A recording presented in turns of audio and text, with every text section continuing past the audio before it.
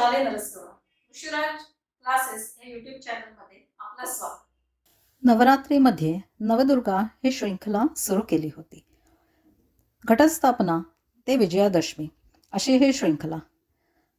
आज आपण येऊन पोचलोय ह्या श्रृंखलेच्या शेवटच्या पण अत्यंत महत्त्वाच्या अशा दिवशी, म्हणजेच विजयादशमी. तर अशा या महत्त्वाच्या दिवशी आपल्याला आज प्रमुख पाहुणे म्हणून लाभलेल्या व्यक्तीही अशा विशेष आहेत, आणि त्या म्हणजे डॉक्टर रमा मराठे. नमस्कार. डॉक्टर रमा मराठे या नावावरून तुम्हाला लक्षात आलंच असेल, डॉक्टर आहेत. MSc PhD ही डिग्री त्यांनी मानसशास्त्रामध्ये घेतलेली आहे. तसंच ह्युमन रिसोर्स डेव्हलपमेंट ह्याच्यामध्ये त्यांनी MBA ही केलेलं आहे. तर ह्या वैद्यकीय व्यवसायाबरोबरच सातत्याने लेखन, अध्यापन व संशोधन करणाऱ्या ह्या डॉक्टर रमा मराठे यांची तत्वज्ञ कवयित्री म्हणून ओळख आहे. डॉक्टर मराठे गेली 37 वर्ष वैद्यकीय व्यवसाय करतात. विश्व इन्स्टिट्यूट ऑफ पॉझिटिव्ह सायकोलॉजी ही मानसिक आरोग्य व व्यक्तिमत्व विकास याबाबत कार्य करणारी अत्याधुनिक संस्था त्या संचालित करतात. या संस्थेतर्फे मुलं, पालक, इतर सर्वांसाठी व इंडस्ट्रीजसाठी विविध प्रकारच्या कार्यशाळा घेतात. या संस्थेतर्फे विविध मानसोपचार चाचण्या, करिअर गायडन्स व व्यक्तिमत्व विकासासाठी वैयक्तिक मार्गदर्शन केले जाते. राष्ट्रीय व आंतरराष्ट्रीय परिषदेतून त्यांनी अनेक शोधनिबंध सादर केले आहेत. त्या एक अभ्यासू वक्त्या आहेत. बेळगाव, कराड, इंदूर, पुणे, सांगली, रत्नागिरी येथे झालेल्या अखिल भारतीय साहित्य संमेलनातील कथाकथन, परिसंवाद, सूत्रसंचालन व काव्य वाचनात त्यांनी सहभाग घेतला आहे. फुलं आणि समिधा हा त्यांचा काव्य वाचनाचा कार्यक्रम महाराष्ट्रात अनेक ठिकाणी झाला आहे. आकाशवाणी व दूरदर्शनवर त्यांच्या मुलाखतीही झाल्या आहेत. समाजहित व समाजमनाच्या विकासासाठी त्यांची पुस्तके अत्यंत उपयुक्त ठरल्याने वाचकांचा उदंड प्रतिसाद लाभून प्रत्येक पुस्तकाच्या अनेक आवृत्त्या प्रसिद्ध झाल्या आहेत. रंगसुखाचे हसत जगावं, स्वभावाला औषध आहे, असे घडावे मुलांचे व्यक्तिमत्व, तो आणि ती, औषधाविना आरोग्य, मनगंगेच्या काठावरती, चॅम्पियन व्हा, ब्रेन प्रोग्रॅमिंग, लाईफस्टाईल ही पुस्तके, ती दोघं हा कथासंग्रह आणि फुलं आणि समिधा हा काव्यसंग्रह प्रसिद्ध आहे. रोंडा बायरन यांच्या सिक्रेट या पुस्तकाचा त्यांनी मराठीत अनुवाद केला आहे. रे डी स्ट्रँड यांच्या जगप्रसिद्ध पुस्तकाचा अनुवाद तुमच्या डॉक्टरांचे आहार तत्वांविषयीचे अज्ञान तुमच्यासाठी प्राणघातक ठरू शकते यांनी केला आहे. अमेरिकेतून प्रसिद्ध होणाऱ्या सावली व चैत्राली या वार्षिकांसाठी त्यांनी साहित्यिक योगदान केले आहे. त्यांच्या औषधाविना आरोग्य व ब्रेन प्रोग्रॅमिंग या पुस्तकांची निवड केंद्र सरकारच्या भारतीय भाषा संस्थेकडून देशभर वितरणासाठी झाली आहे. लाईफस्टाईल ह्या त्यांच्या नुकत्याच प्रकाशित झालेल्या पुस्तकाची पहिली आवृत्ती प्रकाशनाच्या दिवशीच संपली आणि सध्या त्याची 3री आवृत्ती विक्रीस आहे. डॉक्टर रमा मराठे यांच्या ती दोघं ह्या कथासंग्रहाला मराठी साहित्य परिषद पुणे यांचा मानाचा व प्रतिष्ठेचा उत्कृष्ट साहित्यकृती शंकर पाटील पुरस्कार लाभला आहे. तसेच पद्यगंधा प्रतिष्ठान नागपूर यांचा राज्य पातळीवरील कथासंग्रहाचा प्रथम पुरस्कार, वाङ्मय चर्चा मंडळ बेळगाव कृ. ना. हुईलगोळ पुरस्कार, उत्तरेश्वर पुरस्कार, अंकुर वाङ्मय पुरस्कार अकोला व इतर अनेक पुरस्कार प्राप्त आहेत. डॉक्टर मराठे यांच्या फुलं आणि समिधा या काव्यसंग्रहाला बेळगावच्या वाङ्मय चर्चा मंडळाचा प्रतिष्ठित कवी कृ. ब. निकुम पुरस्कार देऊन गौरविण्यात आले आहे. याशिवाय कवी अनंत पंदी पुरस्कार व बहिणाबाई चौधरी पुरस्काराने त्या सन्मानित आहेत. डॉक्टर, ॲक्च्युली मी अगदी ज्या वेळेला लिहायला वाचायला शिकले तेव्हापासून तुमचं लेखन माझ्या वाचनात आहे. तुमच्या कथा ज्या सादर होत होत्या, पुस्तकं, आणि आताही मी बघितलं की ती तुमची जी पुस्तकं आहेत अगदी 1983 वगैरे त्या काळापासून त्याच्यामध्ये लेख आहेत. पण आता जे मी तुमची ओळख करून दिली, डॉक्टर PhD इन सायकोलॉजी, ह्याच्यामध्ये पण तुम्हाला इतक्या कमी वयापासून लिहावं असं का वाटतं? वृषाली, जे जीवनासहित जातं ते साहित्य. साहित्य हे समाजाचं प्रतिबिंब. साहित्य समाजातून फुलतं आणि चांगलं साहित्य समाज घडवतं देखील. आपोलीचा आपणाला ओळख करून देणारा एखादा विचार देखील जीवन बदलून टाकणारा ठरतो आणि मग सुखाची कवाड उघडतात आणि वेदना विरून जातात. वेदना हा वैद्यकशास्त्राचा आणि मानसशास्त्राचा तसंच साहित्याचा केंद्रबिंदू. या तिन्ही गोष्टी वेदनेभोवतीच फिरत असतात आणि म्हणूनच माझी वैद्यक वृत्ती आणि देवदयेनं लाभलेली थोडीफार साहित्यिक दृष्टी या दोन्ही गोष्टी माझ्या मनात एकमेकाला नेहमीच समृद्ध करत आल्या आहेत. तेव्हा वैद्यकीय व्यवसाय किंवा मानसोपचार तज्ञ म्हणून मी जे काही काम करते तर त्याला माझं लेखन हे नेहमीच पूरक ठरलेलं आहे. एखादा अवघड आजार बरा केल्यानंतर रुग्णाच्या चेहऱ्यावर दिसणारं हसू आणि एखादी चांगली कविता, चांगली कथा किंवा एखादं रंगसुखाचे सारखं सुख म्हणजे नक्की काय असतं हे सांगणारं पुस्तक किंवा हसत जगावं सारखं तणावमुक्तीवरचं पुस्तक हे वाचल्यानंतर वाचकांच्या किंवा श्रोत्यांच्या चेहऱ्यावर फुलणारं हसू यातील अधिक वजनदार काय हे तागडीत घालून पाहण्याची गरज मला तरी वाटत नाही. या दोन्ही गोष्टी माझ्या दृष्टीनं सारख्याच आणि म्हणूनच मी माझ्या व्यवसायाबरोबरच सातत्यानं लिहित आले आणि लिहिणं ही माझी सहज प्रवृत्ती आहे. लहानपणापासूनच मी शब्दांवर प्रेम करीत आहे. इतकं की एखादं चांगल्या सुरावटीचं गाणं देखील त्यातील शब्द जर चांगले नसतील तर मला आवडत नसेल. आणि आमच्या घरात पुस्तकांनी कपाटाच्या कपाट भरून वाहत असायची.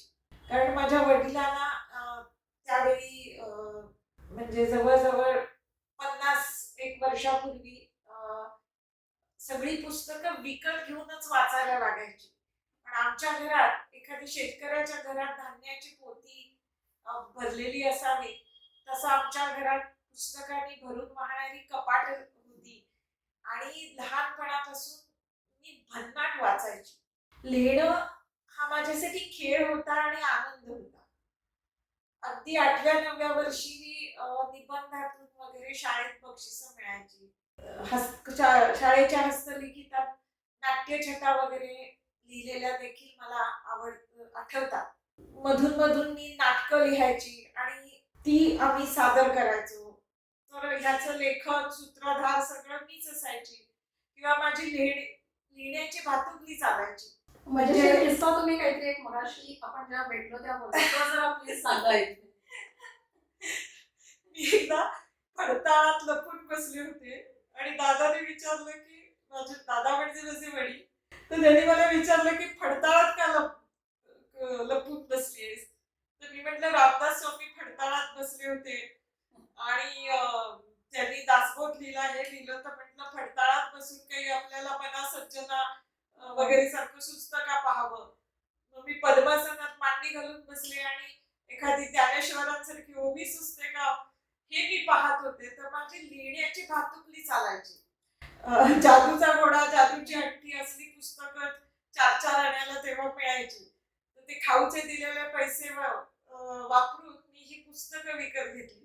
25 पुस्तकं वाचल्यावर मी माझ्या वडिलांना म्हटलं दादांना की म्हटलं मी असं पुस्तक लिहू शकते आणि आपण ते प्रसिद्ध करूया. तर मग मी तसल्या कथा लिहिल्या, गोष्टी म्हणजे लहान मुलांच्यासाठी आणि दादांच्या मागे लागली होती की आपण ह्या प्रसिद्ध करूया. मग ते काही दादांनी मनावर फारसं घेतलं नाही. मग म्हटलं हे बहुतेक लहान मुलांसाठी आहे म्हणून मनावर घेत नाही. मग मी मोठ्यांसाठी 10 वर्षाची असताना एक नाटक लिहिलं. दादांनी अर्थात तेही प्रसिद्ध केलं. पण ही माझी लिहिण्याची भातुकली तेव्हापासून चालत आले आणि अर्थातच डिग्री घेतल्या मग मी समाज प्रबोधन करावं आरोग्याविषयी म्हणून असेल, किंवा मी लिहायला सुरुवात केली आणि कथा कविता तर कॉलेजच्या मॅगझिन मध्ये वगैरे माझ्या प्रसिद्ध व्हायच्या. कारण मला हे सगळं लिहायला आवडायचं. शिरीष पैनी हायकू लिहिले होते, तसाही काहीतरी मी प्रयत्न करून पाहायचे. म्हणजे माणसाला जे आवडतं ना गोष्टीशी तो माणूस सतत खेळत असतो. तर कार्ल युंग नावाचा मानसशास्त्रज्ञ असं म्हणतो की कुठलीही नवनिर्मिती ही प्रज्ञेनं होण्यापेक्षा माणसाच्या मनात हा जो खेळ चाललेला असतो त्याच्या आवडत्या गोष्टीशी, त्यातून ती होते. आणि तसंच काहीतरी झालं असावं. माझ्या शब्दांवरच्या, साहित्यावरच्या प्रेमामुळं हे सगळं घडलं असं मला वाटतं. मी काहीच केलं नाही. मला तुमच्या उत्तरावर ना आमच्या प्रेक्षकांना एक सांगावंसं वाटतं. आता मी गेली 20 वर्ष झाले ट्युशन क्लासेस घेते. तर ह्यांना जशी बालपणापासून लिहायची आवड होती आणि हे मला वाटतं हे घरातल्याने सगळ्यांनी हे ऑब्झर्व केलेलं. तर मुलांची मानसिकता कुठल्या विशिष्ट कलेकडे आहे हे जर पॅरेंट्सनी पण थोडं ऑब्झर्व केलं की नेमकी आवड मुलांची काय आहे, नेमकी आपली मुलं कोणते खेळ खेळत आहेत, कशात रमत आहेत, हे जर तुम्ही थोडं ऑब्झर्व केलं ना तर मुलांची मानसिकता कुठल्या फील्डकडे वळतीये हेही तुम्हाला लक्षात येईल आणि हे पॅरेंट्सनी अवश्य करावं. ही गोष्ट तुम्हाला मुलांचं करिअर निवडण्यासाठी खरंच उपयुक्त ठरेल. यानंतर स्त्रियांच्या मनात सतत मी म्हणूया खेळत राहणारा प्रश्न की लग्न झालं आम्ही आता संसारात अडकलो, आता काय आपलं पुढे शिक्षण होऊ शकत नाही, संपलं, जे काय लग्नाआधी शिकलं झालं आमचं शिक्षण, अशी बऱ्याच स्त्रियांची मानसिकता असते. पण मी आता सहज तुम्ही ज्या ज्या पदव्या घेतल्या त्याची इथे बेरीज करत होते. MSc, PhD, MBA तर आणि इतर काही ज्या तुम्ही पदव्या घेतल्या त्याची मी इथे एक रफ बेरीज केली. ती बेरीज जवळजवळ 35 वर्ष अशी आहे. तर मला तर अशा मानसिकता असलेल्या स्त्रियांना तुम्ही काय सांगाल? मला पदव्या घेण्याची जरा जास्तीच हौस आहे असं म्हणा हवं तर. कारण मी लग्न झालं तेव्हा फक्त 22 वर्षाची होती आणि अर्थार्जनासाठी म्हणून असेल, पण मी ताबडतोब कॉलेजमध्ये मी लेक्चरर म्हणून जॉईन झालेली होती. त्यामुळं तेही चालू होतं. वैद्यकीय माझ्या व्यवसायाबरोबर कॉलेजमधली लेक्चररशिपही चालू होती. आणि या सगळ्या डिग्र्या म्हणजे MD, नंतर MSc, PhD, सायकॉलॉजी किंवा MBA किंवा इतरही काही मी डिग्र्या घेतलेल्या आहेत. तर या सगळ्या मी लग्नानंतरच घेतल्या. आणि मी माझे पती डॉक्टर रवी किरण तर यांना मी सांगितलं होतं लग्नाआधीच. मी त्यांना सांगितलं होतं की पहा मला करिअर करायचे आणि मला पुढे शिकायचंच आहे आणि मला करिअर करायचे. मी काही फक्त घर संसार मी करणार नाही. घर संसाराची मला खूप हौस आहे. अर्थात त्यासाठीच मी लग्न केलंय. पण करिअर ही तर मला करायचीच आहे. आणि खरोखरच मी असं म्हणेन की मला सायकॉलॉजीमध्ये करिअर करायची होती. पण जवळजवळ 46 वर्षापूर्वी ज्या वेळेला मी माझ्या वडिलांना याबद्दल सांगितलं तर ते म्हणाले की तू जो कोर्स म्हणतेस तो इथे एकतर उपलब्ध नाहीये. शिवाय त्या काळात मानसशास्त्र एवढं विकसितही झालेलं नव्हतं किंवा त्याला तितका सन्मानही नव्हता. तिसरी गोष्ट अशी की ती कला शाखेमध्ये ते उपलब्ध होतं आणि फक्त काही कॉलेजेसमध्ये उपलब्ध होतं. तर आमच्या जिल्ह्याच्या ठिकाणी वगैरे ती शाखाच नव्हती. तर माझे वडील म्हणाले की पिढ्यानपिढ्या घरात वैद्यकीय आहे आणि खरोखरच म्हणजे वैद्यकशास्त्राबद्दल मला अत्यंत आपुलकी आणि आवडही होती. आणि ते म्हणाले की सायकियाट्री विषय असतोच की मेडिकलला, म्हणजे मनोविकारशास्त्र, तर तो विषय असतो. तू आता तरी सायन्स साईड घे आणि डॉक्टर हो. आणि मग मी त्यांचं म्हणणं मानलं आणि मी डॉक्टर झाले. पण मानसशास्त्र मनात इतकं ठाण मांडून बसलेलं होतं की मी लग्न झाल्यानंतर दागिन्यांसाठी गुणगुण लावण्याच्या ऐवजी मानसशास्त्रातल्या पदवीसाठी माझ्या नवऱ्याकडे गुणगुण लावली होती. आणि फक्त मीच नव्हे तर मी त्यालाही त्याच्यात ओढलं आणि खरोखरच मी प्रथम एमडी केलं. मुलं, संसार सगळं चाललेलंच होतं. वैद्यकीय व्यवसाय चालला होता. कॉलेजमध्ये मी लेक्चररशिप, नंतर प्रोफेसर, हे सर्व माझं चाललेलं असतानाच मी एमडीही केलं वैद्यकशास्त्रामध्ये, म्हणजे मेडिसिन या विषयामध्ये. आणि त्यानंतर मी ह्यांनाही त्याच्यात ओढलं की त्यांचं पोस्ट ग्रॅज्युएशन झालेलं होतं, तर ते चिल्ड्रन स्पेशालिस्ट आहेत. तर आम्ही दोघांनी मिळून मानसशास्त्रामध्ये MSc आणि PhD केलं. म्हणजे मीच फक्त ते केलं नाही तर मी त्यांनाही त्यात ओढलं. आणि आता लोकांना या मानसशास्त्रामधली जी आमचं स्पेशलायझेशन आहे ते सुद्धा वेगळं आहे. शिवाय आम्ही डॉक्टरही आहोत, तर डॉक्टर आणि मानसशास्त्र यातली स्पेशलायझेशन असं मिळून आमच्याकडे येणारे पेशंट्स किंवा आमचे मानसशास्त्राच्या बाबतीतले क्लायंट्स म्हणूया, तर त्यांना या सगळ्याचा फायदा होतो. तर ह्या सर्व डिग्र्या मी पदविका अनेक मी लग्नानंतरच घेतल्या. आणि असं काही मला वाटत नाही की लग्न झालं, घर संसारात अडकलं की करिअर संपली असं कोणी समजू नये. मला तर आयुष्यभर विद्यार्थिनी मी आहे आणि मला अनेक गोष्टी शिकायला आवडतात. या एवढ्याच नव्हे तर मला अनेक गोष्टी शिकायला आवडतात आणि मला आयुष्यभर विद्यार्थिनी राहायला आवडेल. आणि शिक्षण म्हणजे काही फक्त पदव्या घेणं असं मी मानतच नाही. जीवनाच्या प्रत्येक टप्प्यावर जे जे करण्याची तुम्हाला गरज आहे ते शिकून घ्यावं लागतं आणि ते करता येणं, करायला शिकणं म्हणजे शिक्षण. कारण education is capacity to solve the problems of life असं म्हटलं जातं. अगदी बरोबर. तर उदाहरणार्थ मी जर मानसोपचार तज्ञ असेल तर मला मानसशास्त्रीय समस्या सोडवायला येतात. मी जर आर्किटेक्ट असेल तर मला घर बांधणं किंवा त्याविषयीचं आराखडा किंवा या विषयीच्या समस्या मला सोडवायला येतात. मी जर डेंटिस्ट असेल मग तर मला दाताच्या समस्या सोडवायला येतात. म्हणजे प्रत्येक पदवी ही कुठल्या तरी आयुष्यातल्या समस्यांशी जोडली गेलेली आहे. मग आपण हीच संकल्पना जर थोडीशी पुढे नेली तर औपचारिक शिक्षण त्याच्या इतकंच अनौपचारिक शिक्षण सुद्धा महत्वाचं आहे असं मी मुद्दाम सांगू इच्छिते. आणि हे केलं तरच ताण आणि त्रास टाळता येतील.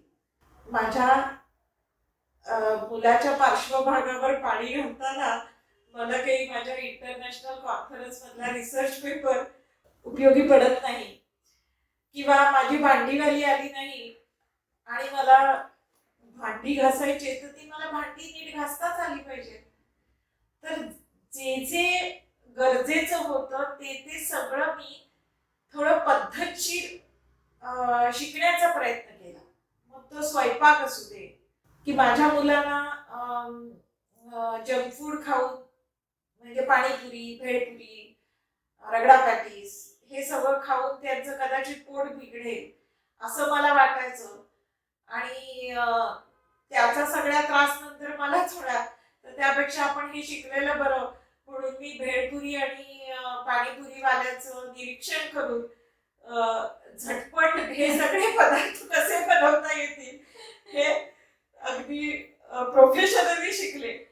म्हणजे फॉर्मल एज्युकेशन बरोबर इन्फॉर्मल एज्युकेशनही तुम्ही किंवा भांडी घासायला आपल्याला आली पाहिजेत, नाहीतर मोलकरीण आली नाही तर आपला खूप वेळ त्याच्यात जाईल असं मला वाटलं. म्हणून ड्रेसिंगचा ट्रे जसा आम्ही सजवतो तसा मी भांडी घासण्याचा ट्रे सजवलेला मला आठवतोय की त्याच्यामध्ये स्कॉच ब्राईट होतं, अल्युमिनियमची फॉईल होती, तवा घासण्यासाठी एक खापरी होती, सगळं साहित्य मी असं व्यवस्थित सजवून मी सिस्टमॅटिक कितीही भांडी घरातली सगळी भांडी घासायची असली तरी 20 मिनिटात मी ते काम मोकळं करू शकते असा आत्मविश्वास मी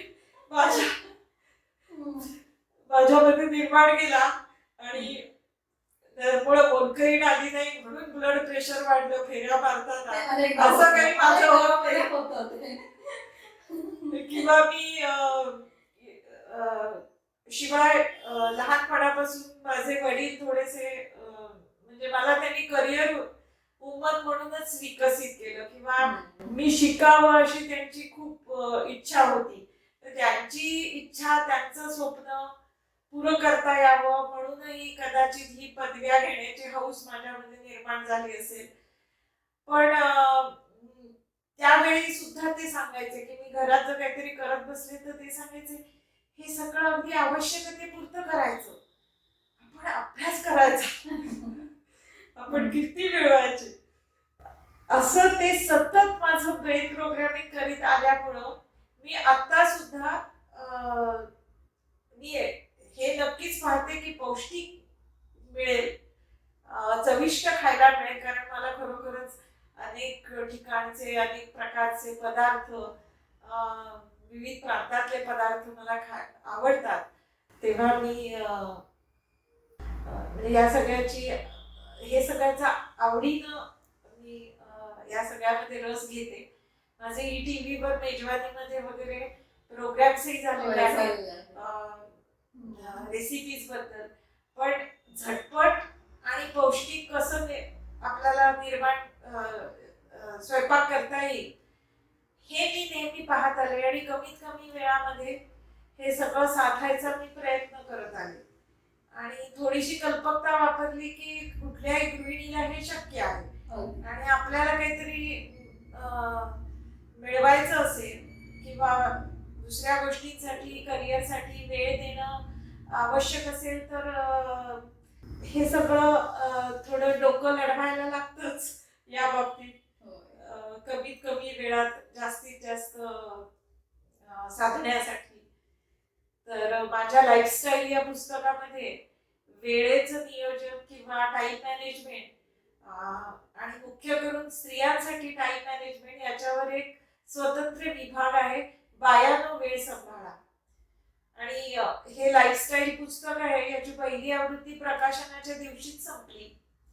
आणि हे पुस्तक शिवाय ब्रेन प्रोग्रामिंग, औषधाविना आरोग्य ही 3 पुस्तकं केंद्र सरकारनं भारतभर वितरणासाठी ती स्वीकारलेली आहेत.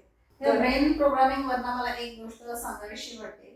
म्हणजे आता तुमच्या उत्तरामध्ये मला असं आलं की वडिलांनी तुम्हाला सतत लहानपणापासून सांगत आले की अभ्यास करावा. तर मला वाटतं हा पॉइंट हे पालकांनी मला वाटतं नोट करावा की तुम्हाला तुमची मुलं पुढे काय करावीशी वाटतात, की त्यांचं प्रोग्रामिंग कसं व्हावं असं वाटतं. बऱ्याचदा पालक मुलं मोठी झाल्यावर तक्रार करतात की मुलं असं करत नाही, असं करत नाही. मला वाटतं पालकांनीही मुलांचं ब्रेन प्रोग्रामिंग हे लहानपणापासून व्यवस्थितरित्या करावं ही मुख्यतः जबाबदारी पालकांची आहे. मला हे तुमच्या ह्या उत्तरातनं आता हे जाणवलं आणि पालकांनी खरंच हा पॉइंट नोट करावा. आणि मला दुसरा प्रश्न, जे तुम्ही आता सगळं सांगितलं की शिक्षण तुम्ही लग्नानंतर घेतलं, तुम्हाला 3 मुलं आहेत, अगदी मोलकरीण आली नाही तरी व्यवस्थितरित्या भांडी घासायची, म्हणजे ही जबाबदारी तुम्ही अशी म्हणजे काय म्हणतो आपण व्यवस्थित घरातली आपली जबाबदारी आहे हे स्वीकारून हे सगळे डिपार्टमेंट, एक ऑफिसमध्ये जॉब करायचं म्हटलं एका दिवशी 2 डिपार्टमेंटची जबाबदारी पडली तर तारांबळ होते. तर तुम्ही हे तुमच्या लाईफ मधले हे सगळे डिपार्टमेंट्स कसे सांभाळले त्याविषयी खरंच आजच्या स्त्रियांना मार्गदर्शनाची गरज आहे. मी मगाशी सांगितलं तसं की वेळेचं नियोजन करण्याचे सुद्धा मंत्रतंत्र आहेत. किंवा टाइम मॅनेजमेंट हे एक अत्यावश्यक लाईफ स्किल किंवा जीवन कौशल्य आहे असं आपण म्हणूया. मी मगाशी हेच सांगण्याचा थोडा प्रयत्न करत होते की औपचारिक शिक्षणाबरोबर आजच्या काळातल्या मुलींना ज्या जवळजवळ सगळ्याच मुली आता करिअर करतात, तर करिअर सोबत घर संसार जर सांभाळायचा असेल आणि मौज मजाही करायची असेल तर वेळेचं व्यवस्थापन किंवा टाइम मॅनेजमेंट, तणावमुक्ती किंवा स्ट्रेस मॅनेजमेंट ही सगळी जीवन कौशल्य आपण शिकून घ्यायला हवी. आणि मला वाटतं यातूनच या समस्या मलाही जेव्हा आल्या तेव्हा मी त्याचा अभ्यास केला आणि त्यातूनच माझी पुस्तकं जन्माला आलेली असावी. कारण जे मला समजलं, एखादी समस्या आल्यानंतर त्याबद्दल मी जे चिंतन केलं किंवा विचार केला आणि मला जे मार्ग सापडले, तर जे मला समजलं ते इतरांना सांगावं म्हणून ही पुस्तकं लिहिली गेली. आणि माझ्या समस्यांपेक्षा ज्या विचारांनी माझ्या समस्यांवर मी मात केली, त्या विचारांच्या दिव्याची रोषणाई मी तुमच्या समोर मांडली माझ्या पुस्तकातून. तर ज्यावेळी आपल्याला प्रश्न पडतील की टाइम मॅनेजमेंट कसं करावं, स्ट्रेस मॅनेजमेंट कसं करावं, आयुष्यामधल्या समस्यांवर उत्तरं कशी शोधावी, तर ह्या सगळ्या गोष्टी मॅडमने फेस केलेल्या आहेत आणि त्याची सगळी उत्तरं त्यांच्या पुस्तकामध्ये. तर माझा असा सल्ला आहे की हे प्रश्न जर तुम्हाला सगळ्यांना पडत असतील तर जास्त त्रास न घेता हसत जगावं, रंगसुखाचे, ब्रेन प्रोग्रामिंग अशा प्रकारची पुस्तकं वाचा. तुम्हाला या सगळ्या प्रश्नांची उत्तरं तुम्हाला या पुस्तकातून मिळतील. तुमची ओळख एक डॉक्टर आणि एक लेखिका, पण मी असंही ऐकण्यात आलंय माझ्या तुमच्या जसं आपली भेट होत राहते आपल्या बोलण्यात ना, इतर काही जे व्यवसाय म्हणजे मला वाटतं तुम्ही केसेसही तुम्ही स्वतः घडवता असं मी ऐकलंय. परत तुम्ही जिमही चालवलेलं आहे. म्हणजे एक स्त्री वेळ आली की काही करू शकते. पण ह्या दृष्टीने खरंच आमच्या बेळगावातला प्रेक्षकांना पहिला जिम आम्ही सुरू केला. पण तो ज्या वेळेला आम्ही सुरू केला त्यावेळेला जे इन्स्ट्रक्टर्स असतात म्हणजे पुरुष इन्स्ट्रक्टर्स भरपूर मिळायचे, पण स्त्री इन्स्ट्रक्टर मिळेना. म्हणजे बायकांच्या ज्या बॅचेस होत्या त्या घेणार. तर मग मी सकाळी उठून बायकांची बॅच घ्यायची आणि त्यानंतर मी कॉलेजला जायची. तर त्या सर्व बॅचेसही मी घेत असे आणि त्याचंही मी म्हणजे योगविद्येचं सुद्धा म्हणजे निसर्गोपचार योगविद्या याचीही मी एक जी उपलब्ध डिग्री आहे ती मी घेतलेली आहे. आणि योगविद्येचं असंही मी शिक्षण घेतलं. तर योगविद्या हा मानसशास्त्राचा सुद्धा मोठा भाग आहे, त्यामुळे मी तेही शिक्षण घेतलं. त्यामुळं आम्ही जिमही चालवला, तो जवळजवळ 25 वर्ष चालवला. आत्ता सध्या मानसशास्त्राचा व्याप फारच वाढल्यामुळं तो बंद केला. पण 25 वर्ष जवळजवळ आम्ही जिम चालवलं. करोना काळामध्ये हे सगळं बंद करावं लागलं. म्हणजे आता सध्या मी जिम चालवत नाहीये, पण आम्ही अनेक वर्ष 25 वर्ष म्हणजे काही लहान काळ नाही, 25 वर्ष जिम चालवलं. खरंच तुमची ओळख म्हणजे थोडक्यात ऑलराऊंडर. एकमेव वर्ड तुमच्यासाठी म्हणजे ऑलराऊंडर. इच्छा असेल तर मार्ग सापडेल. तसं आपल्याला जर इच्छा असेल तर कोणी स्त्री हे करू शकते. फक्त जे परमेश्वराने आपल्याला दिलंय त्याच्याबद्दल कृतज्ञता आणि जे नाही त्याचा स्वीकार करू जर तुम्ही पुढे सरकत राहिला तर मीच असं नाही, मी काही कोणी वेगळी नाहीये, पण मी प्रयत्न केला एवढं निश्चित. आता तुम्ही म्हणालात की कोर्टाच्या केसेस मी लढवते. भाडेकरू संदर्भातलीच केस होती, पण तुम्हाला माहितीये की केसेस कित्येक वर्ष चालतात. तसं एक केस 22 वर्ष चालली होती आणि नंतर ती काही कारणानं म्हणजे ज्या वकिलांना ती दिली होती ते वृद्ध झाले आणि ते त्यांनी प्रॅक्टिस बंद केली. आता ती दुसऱ्या वकिलाला देणं गरजेचं होतं. तर त्यामुळं मग मी ठरवलं की नाही, आपणच स्वतः ती लढूया. एकतर 22 वर्ष काहीच झालं नाहीये आणि खरं सांगते की फक्त ती केस स्वतःकडे घेतल्यानंतर 4.5 महिन्यात दोन वेळेला हायकोर्टात अपील होऊन, 2 वेळा हायकोर्टात आणि 2 वेळा डिस्ट्रिक्ट कोर्टामध्ये ती केस मी संपूर्ण स्वतः लढवली. कारण ती प्रॉपर्टी जी होती ती माझ्या नावावर होती आणि प्रत्येक भारतीय नागरिकाला राज्यघटनेनुसार स्वतःची केस स्वतः लढवता येते. तुम्ही LLB डिग्री घेतली नसली तरी. पुन्हा मी म्हणेन की नुसती पदवी म्हणजे शिक्षण नाही, तर याचाही मी अभ्यास केला आणि आम्ही दोघांनी मिळून अर्थात काम केलं. असं नाही की हे सगळं मी एकटीनं करते, पण ती प्रॉपर्टी माझ्या नावावर होती. अर्थात मला ती फक्त तुम्ही स्वतःच ती बोलू शकता तिथे, किंवा आर्ग्युमेंट करायचं झालं, क्रॉस एक्झामिनेशन घ्यायची झाली. आता याचाही मी पद्धतशीर अभ्यास केला. म्हणजे जिथे गरज पडेल ती गोष्ट तुम्ही सोडली नाही. I tried my best and God did the rest. घर संसार ही सुद्धा एक करिअर समजा ना, आणि त्याच्यासाठी जी काही कौशल्य लागतात, म्हणजे मुलांचा विकास साधणे असू दे किंवा कोणतेही जे कौशल्य आपल्याला लागतं, तर ते त्या बाबतीत एखादा गुरु करून त्याच्याकडनं ते शिकून घ्यायला काय हरकत आहे. तेव्हा मी हे सगळे, जसे आपल्याला शाळा कॉलेजमध्ये एखादी पदवी घेताना वेगवेगळे विषय असतात आणि आपण त्याचा अभ्यास करतो, तसं जीवनातल्या या सगळ्या विषयांचा अभ्यास करण्याचा मी प्रयत्न केला. हे तुम्हाला थोडंसं कदाचित वेगळं वाटेल किंवा हे तितकंच महत्वाचं आहे. म्हणजे आपण म्हणतो फक्त डिग्री घेणं, एखाद्या कॉलेजला जाऊन एक डिग्री घेणं हे शिक्षण नाही, पण घरामध्ये जे जे आपल्याला कामं करावी लागतात तेही योग्य प्रकारे घेणं हेही एक शिक्षणच आहे. आणि त्याचसोबत मी आता पाहते की स्ट्रेस मॅनेजमेंट किंवा तणावमुक्तीचं शिक्षण न घेतल्यामुळं, आणि आत्ताच्या मुलांना तणाव तर आहेच, तर अगदी 28व्या वर्षी 32व्या वर्षी हार्ट अटॅक, कोलेस्टेरॉल वाढलं, ब्लड प्रेशर वाढलं, अशा केसेस आपल्याला पाहायला मिळतात.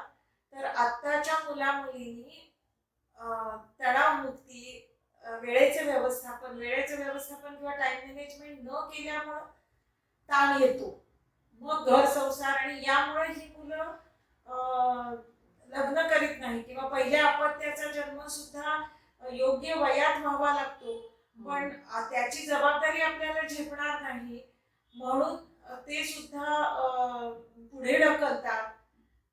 तर या सगळ्या प्रश्नांचं उत्तर एकच आहे की टाइम मॅनेजमेंट. तर time management is life management असं म्हटलं जातं. आणि आत्ताच्या स्पर्धात, आत्ताचं 21वं शतक हे स्पर्धेचं, वेगाचं आणि महत्वाकांक्षांचं आणि तसंच तणावग्रस्ततेचं, वैफल्याचं आणि औदासिन्याचं, आणि ही विफलता येते ती त्यातील ताणामुळं. तर ही सगळी कौशल्य हे अनौपचारिक शिक्षण असेल, याच्यासाठी कुठली पदवी नाही, पण हे सगळं शिक्षण घेणं पदव्यांइतकंच महत्वाचं आहे. आता फक्त अमेरिकेत जाऊन शिकणं, मोठमोठ्या पदव्या घेणं, या शिक्षणावरच भर दिला जातो. पण मी हे आवर्जून सांगू इच्छिते की जीवनातलं सुख आणि यश हे तुमच्या पदव्यांवर आणि IQ वर फक्त 20% अवलंबून असतं, आणि 80% ते या सगळ्या अनौपचारिक शिक्षणावर, विशेषतः भावनिक आणि सामाजिक बुद्ध्यांकावर अवलंबून असतं. म्हणजे EQ, SQ, इमोशनल कोशंट आणि सोशल कोशंट. तर हा वाढविण्याचा आपण सर्वांनी प्रयत्न केला पाहिजे.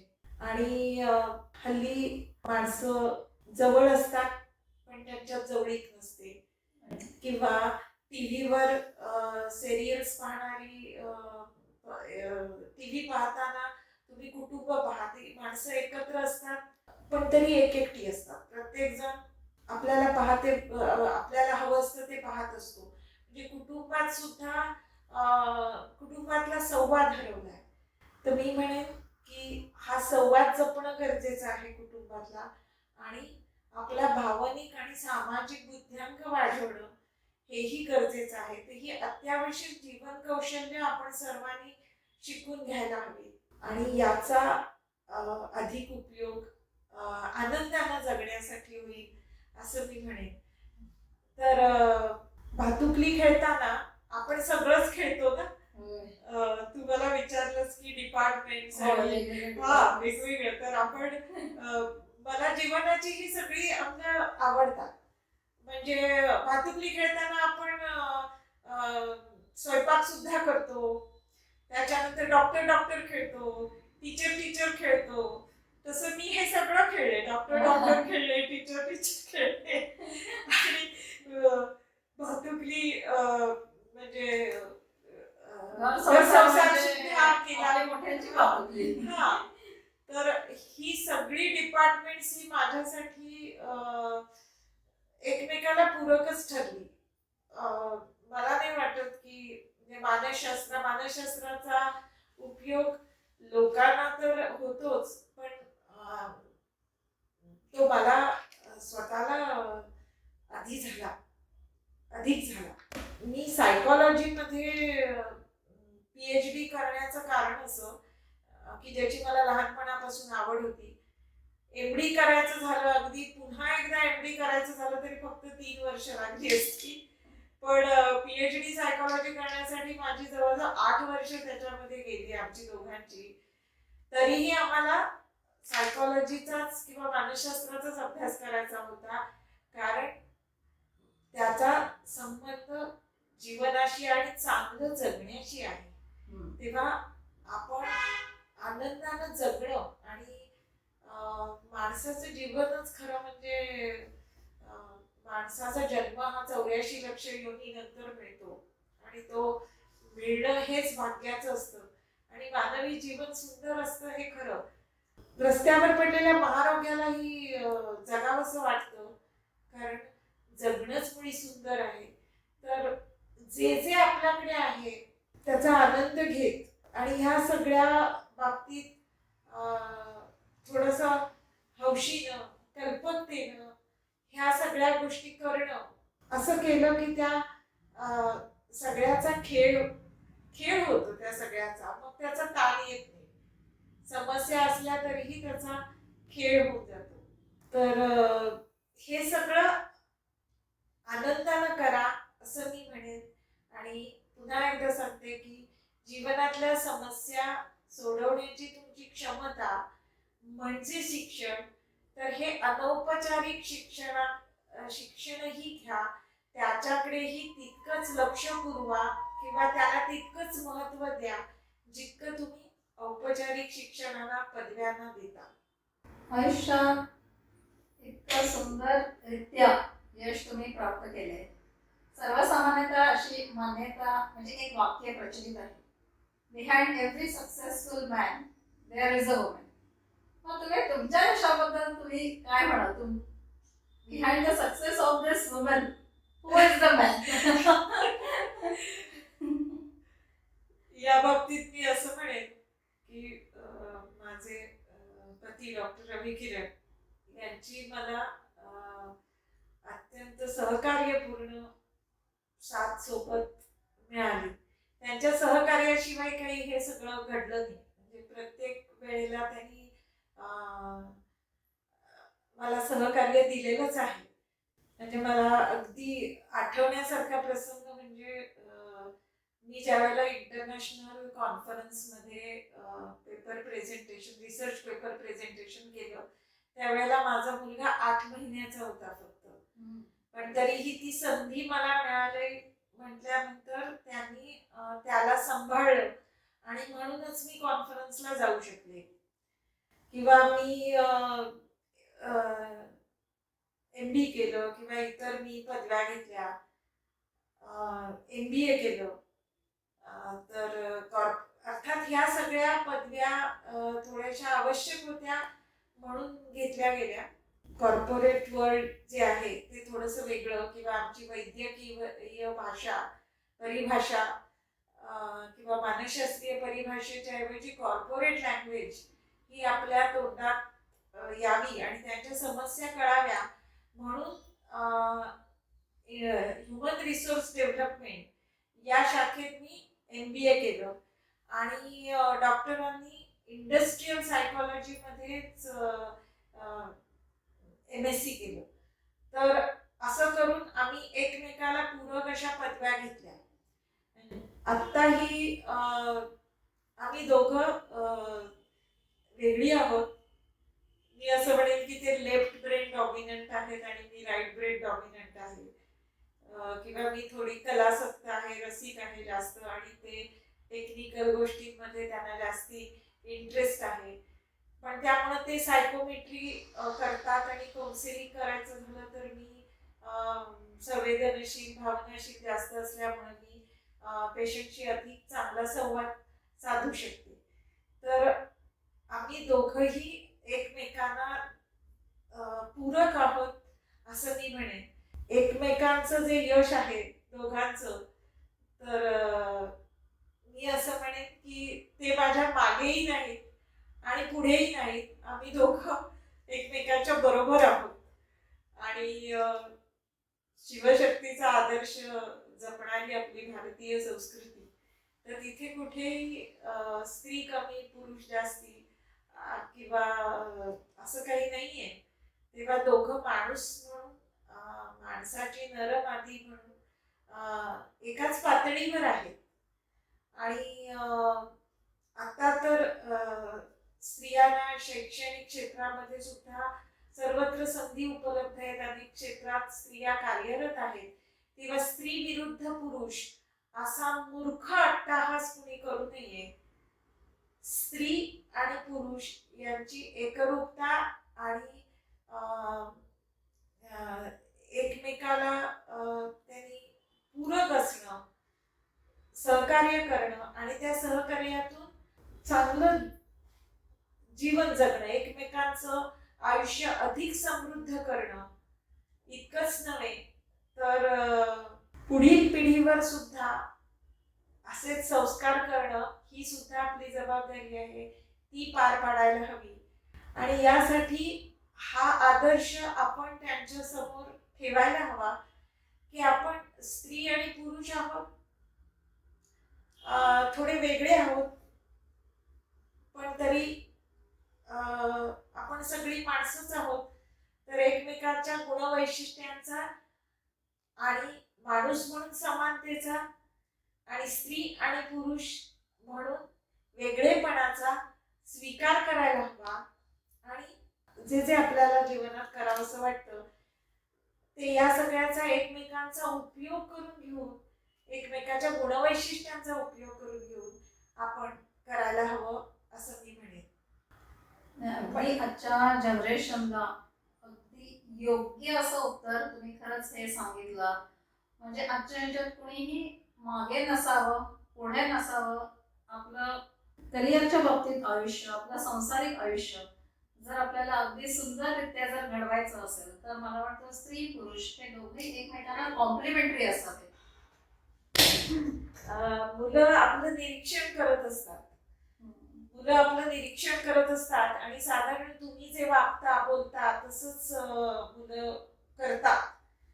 तर आपण जबाबदारीनं आपल्याला मुलांवर जे संस्कार करायचे आहेत, मुलाने अभ्यास करावा असं वाटत असेल तर आपण टीव्हीवरची सिरियल्स एखादी आई बघत असेल आणि क्लब्स आणि पार्ट्यांना जात असेल आणि मुलांना अभ्यास करायला सांगत असेल तर मुलंही मोबाईलवर मग गेम खेळत असतात. मुलं आपलं निरीक्षण करत असतात. आणि हे मला खूप, म्हणजे मी तेव्हा 30 वर्षाची सुद्धा नव्हते, पण माझी मुलगी त्यावेळेला 6-7 वर्षाची मला आठवते. तर मी कॉलेजमध्ये जाताना स्कूटरवर मी असायची. त्याच वेळेला माझी जी स्वयंपाक करणारी बाई यायची आणि मी तिला अगदी स्कूटरवर ला किक मारताना मी तिला सांगायची की तू अमुक अमुक तयारी करून ठेव, मी आल्यावर फोडणी घालीन. तर माझी 6-7 वर्षाची मुलगी आपल्या तीन चाकी सायकलवर बसून त्याच पद्धतीनं पाय मारायची आणि आपल्या बहिणीला सांगायची की तू सगळी तयारी करून ठेव, मी लेक्चर देऊन येते. आणि मग त्यांचं भांडण व्हायचं की आज मी लेक्चर द्यायला जाणार. तर लहानपणापासून त्यांना हेच त्यांच्यावर संस्कार झाले की हे सगळं आपण असंच करायचं असतं. इतकंच नव्हे तर माझ्या मुलालाही, जे आताच्या काळात मी सांगेन की मुलगा मुलगी हा फरक करू नका, तर मुलालाही मी त्याला त्यात फारसं कौशल्य त्याच्यामध्ये नाहीये, पण मी मुलाला सुद्धा कोरोना सुरू व्हायच्या आधी तो अमेरिकेत पीएचडी करतोय शिकागोमध्ये, तर मी त्याला थोडाफार स्वयंपाक शिकून पाठवला.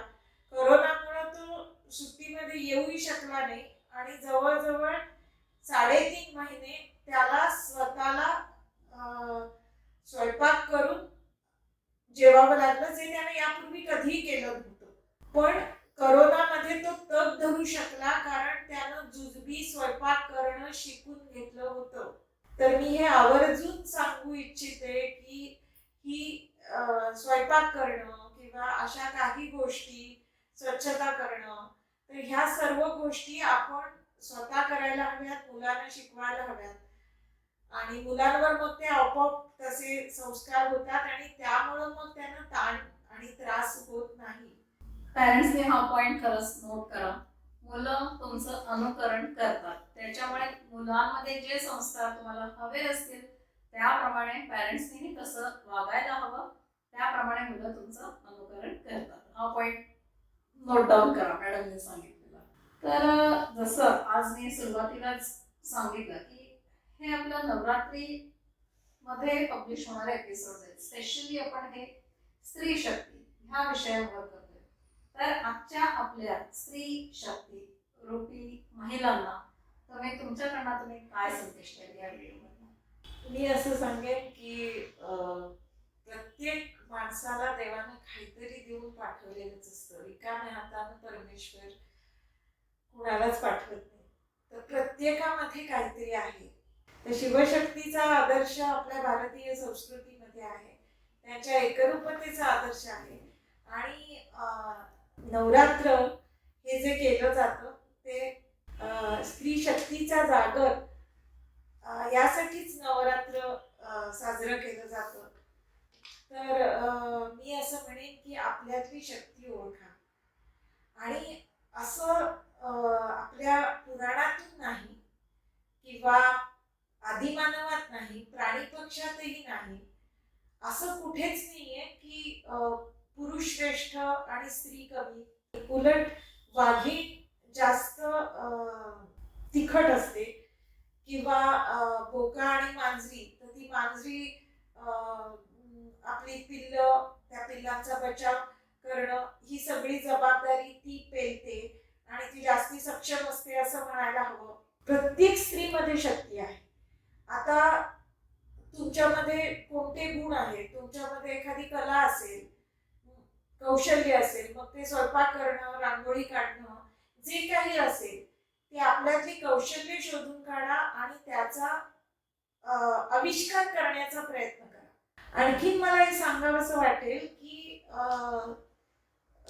जवळजवळ 700 करिअर्स, म्हणजे पूर्ण मेडिकल एक, पूर्ण 78 जवळजवळ इंजिनिअरिंगच्या ब्रांचेस आहेत, तर त्या सर्व ब्रांचेस मिळून एक 150 प्रकारांनी कॉमर्स नंतर करिअर करता येते, 350 प्रकारांनी MA करता येतं.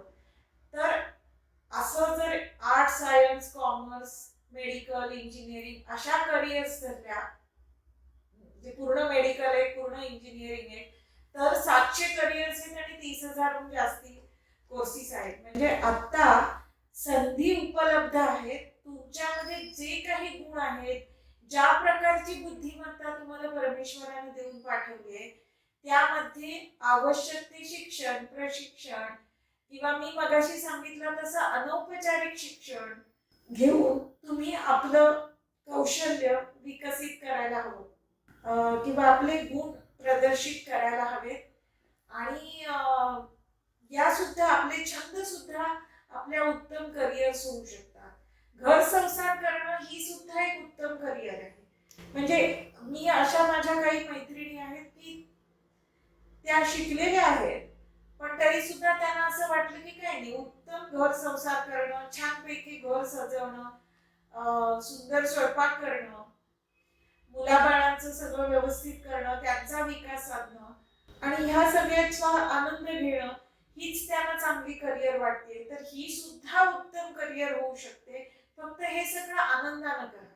एक लक्षात घ्या की जे आवडतं ते मिळवणं म्हणजे यश, पण जे मिळालं ते आवडून घेणं म्हणजे सुख.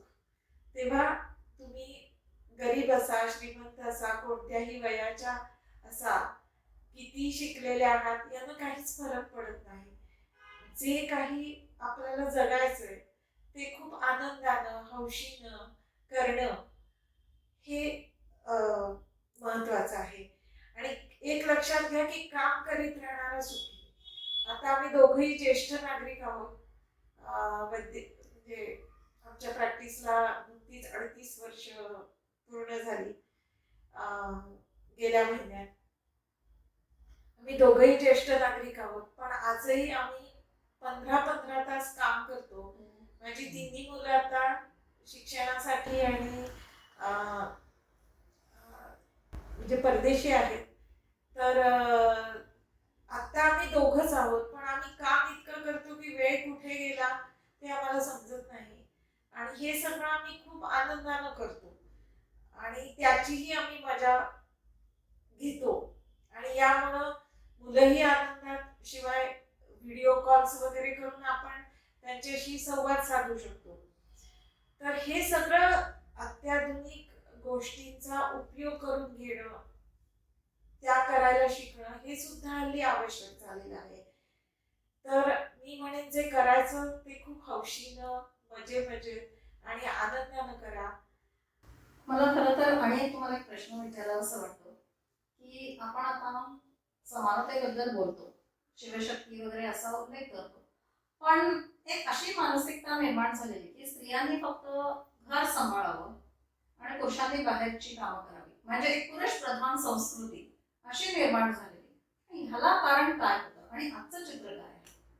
खरं म्हणजे आपल्या पुराणात देवी देवतांमध्ये किंवा निसर्गातही स्त्री कमी आणि पुरुष जास्त किंवा श्रेष्ठ असं कुठेही नाही.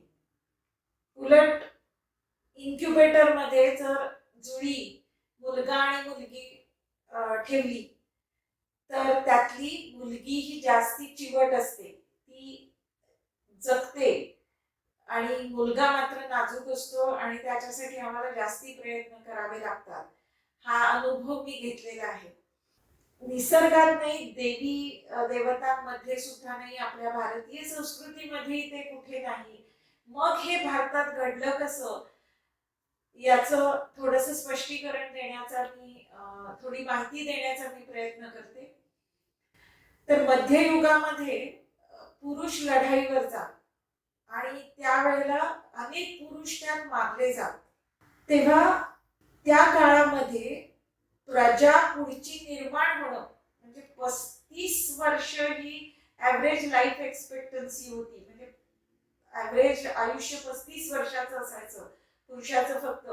तेव्हा एक श्रम विभागणी म्हणून असेल, त्यावेळेला असेल श्रम विभागणी म्हणून पुरुषांनी लढाईवर जायचं आणि स्त्रियांनी आत्मसंरक्षण करता येईल इतपतच लढाईचं शिक्षण घ्यायचं आणि बाकी घर संसार सांभाळायचा, मुलं त्यांचा विकास साधणं हे सगळं करायचं आणि मुळात प्रजा निर्माण करणं ही जबाबदारी स्त्रियांवर आली.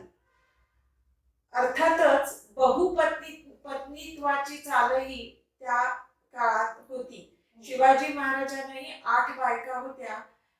तर पुरुष जरी मारले गेले तरी सुद्धा नवीन प्रजा निर्माण करणं ही जबाबदारी बायकांवर आल्यामुळं बायका घरात राहायला लागल्या आणि हे महत्वाचं काम त्या पार पडायला लागल्या. अर्थातच घर संसार करणं, स्वयंपाक करणं हे सगळं त्या करायला लागल्या आणि ह्या रूढी परंपरा अशाच नंतर पुढेही चालू राहिल्या जेव्हा त्याची गरज नाहीशी झाली होती.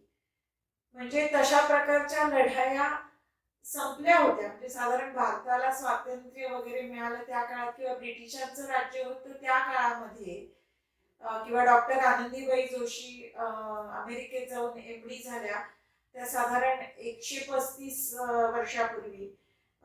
तर त्या काळामध्ये स्त्रिया घरात राहायच्या आणि फक्त त्यांना शिक्षण मिळत नसे, स्त्री शिक्षण हे होतच नसे आणि स्त्रिया मागासलेल्या राहिल्या. पण मी म्हणेन की हे त्या काळात होतं. त्याचं कारणही मी सांगितलं. खरं म्हणजे ती स्त्री घरात राहणं ही गरज होती, त्या काळाची गरज होती. ती एक प्रकारची श्रमविभागणी होती स्त्री पुरुषांमधली आणि म्हणून त्या घरात राहत होत्या. पण नंतरच्या काळात मात्र गरज नसतानाही त्याच रूढी परंपरा चालत राहिल्या आणि थोडंसं असं झालं. मग घरात राहायला लागल्यानंतर घर संसार करणं किंवा स्त्रीचं सौंदर्य इतर गोष्टी यांनाच महत्व आलं आणि आळवावरचं पाणी कसं सावरून बसतं, मोत्यासारखं दिसायच्या नादात आपलं वाहनच हरवून बसतं, असं स्त्रीचं झालं आणि तिचं वाहन, तिचा आत्माविष्कार करणं, करिअर करणं हे सगळं हरवून गेलं. पण त्या काळातही पंडिता रमाबाई, डॉक्टर आनंदीबाई जोशी यांनी करिअर केलीच ना. तर स्त्री ही शक्ती आहे हे विसरू नका. आपल्यामधल्या गुणांचा, शक्तीचा जागर या नवरात्राच्या निमित्तानं मुद्दामून करा. तसंच आता काळ बदललाय. स्त्रियांना अनेक संधी, मी तर म्हणेन पुरुषांपेक्षाही जास्ती संधी स्त्रियांना आता उपलब्ध झालेल्या आहेत. भारताच्या राजकारणातही स्त्रिया आहेत. तर आता तुम्हाला कोणतीच बंधनं नाहीयेत. गरज, क्षमता, कौशल्य यानुसार श्रम विभागणी हाच आजच्या काळाचा मंत्र ठरेल. म्हणजे स्त्री आणि पुरुष ही दोघंही जर व्यवसाय करत असतील तर घरी आल्यानंतर एखाद्या पुरुषानं घरगुती कामं करण्यात तिला मदत करणं यात काहीच चूक नाही. तेव्हा आता आधुनिक काळानुसार आधुनिक काळाचा आणि त्यातून मिळालेल्या संधींचा उपयोग करून नव्यानं आयुष्य सुरू करा. ह्या संधींचा फायदा करून घ्या. स्वतःला विकसित करा, आत्माविष्कार करा, यशवंत व्हा, जयवंत व्हा आणि सुखानं राज्य करा. धन्यवाद. आपल्या ह्या नवरात्री विशेष स्त्री शक्ती नवदुर्गा सिरीज ह्याची सांगता इतकी सुंदररित्या आणि योग्यरित्या करून दिल्याबद्दल डॉक्टर रमा मराठे यांनी आज आपल्या YouTube चॅनलसाठी त्यांचा इतका मौल्यवान वेळ दिल्याबद्दल आणि इतका आजच्या स्त्रियांना सुंदर गाईड केल्याबद्दल मी त्यांचे कितीही वेळा खरं आभार मानले तरी कमीच आहे. तर हे डॉक्टर तुम्हाला अनेक अनेक धन्यवाद. आपल्याशी संवाद साधण्याची संधी मिळाली म्हणून मीही धन्यवाद देते.